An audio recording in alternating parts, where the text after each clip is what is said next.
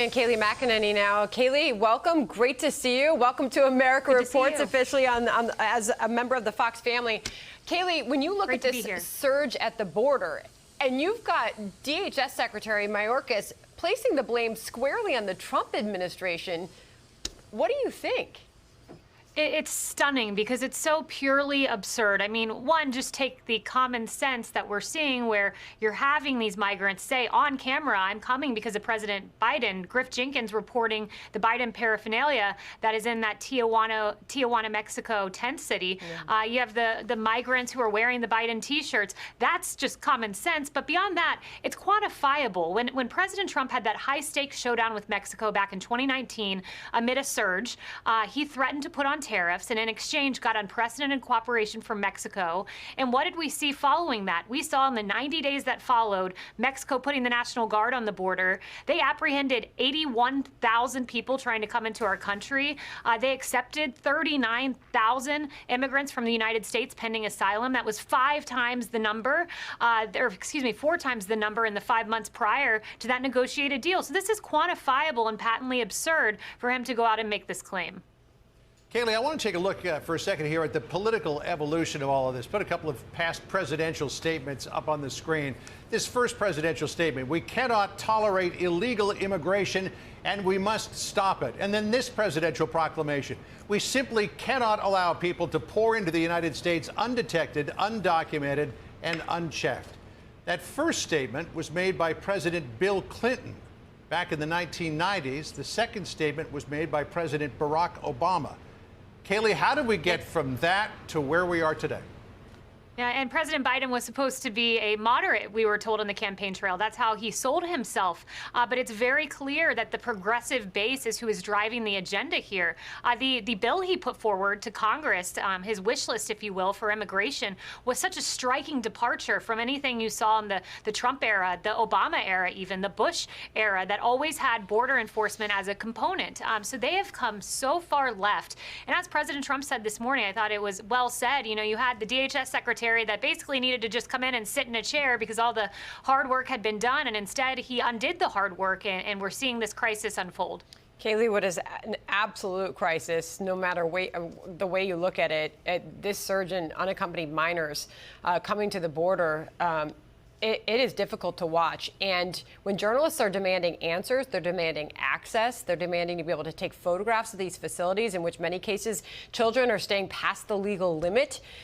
They're not being granted that access. DHS Secretary Mayorkas was pressed on this by our own Chris Wallace over the weekend on Fox News Sunday. He says it's about coronavirus. Let's listen. Number one, let's not forget that we're in the midst of a pandemic, and we are focused on our operations, executing our operations in a crowded Border Patrol facility where hundreds of vulnerable migrant children are located. Okay, so there's a lot going on, but still, Americans deserve answers. They deserve a look at what's going on there. Joe Concha's headline, there's a 5-alarm crisis on the border, and Team Biden imposes a media blackout. Why are they not giving access to these facilities, Kayleigh? Because I imagine the conditions are just egregious and would enrage the progressive base. That's what this is about. Because otherwise, you know, they've created such a drumbeat here of press on, you know, every side, left, right, center, demanding access. Bipartisan senators calling for access. Senator Murphy among them, saying that you should show the press this. And then Jen Psaki today was asked again, you know, will press get access? She said she had nothing to confirm. She was asked yet another time, what about this week? Will we have an answer on access? She didn't have an answer there. And then they went on, the press corps, to say, can you just show us the photos? And there was no confirmation that they would even see photos. So this is becoming such a drumbeat, and I've got to imagine the only reason that they're keeping press out and allowing this kind of narrative to set in is because the conditions are bad and they know it would enrage their progressive base.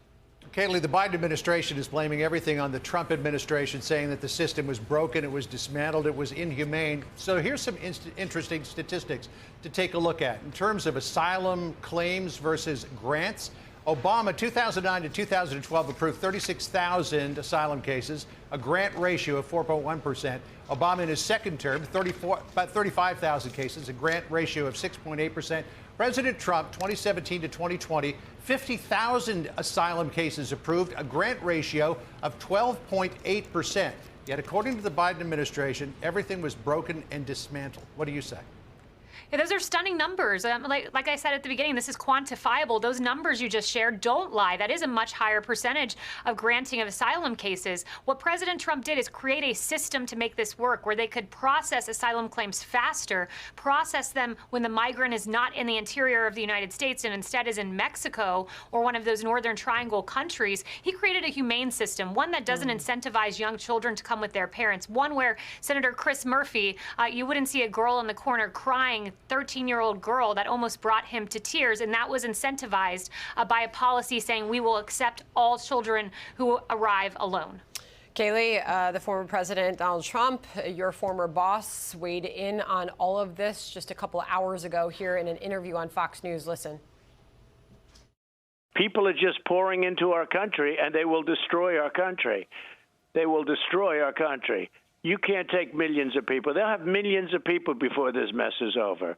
Again, we want people to come in, but they have to be able to help our country. They have to come in through merit, and they have to come in legally. Right now, you don't have anything protecting our country. Final thoughts, Kayleigh. That's right. And when you have migrants coming in from countries like Yemen and others, some who are on the terror watch list, as Kevin McCarthy pointed out, it's a perilous situation. It's a dangerous one. Americans want secure borders. They had that for 4 years, and now it's so quickly unraveled in the span of just, 62 days. Kayleigh, great to see you again. Thanks so much for jumping on with us today. Thanks, John. Thanks, Sandra.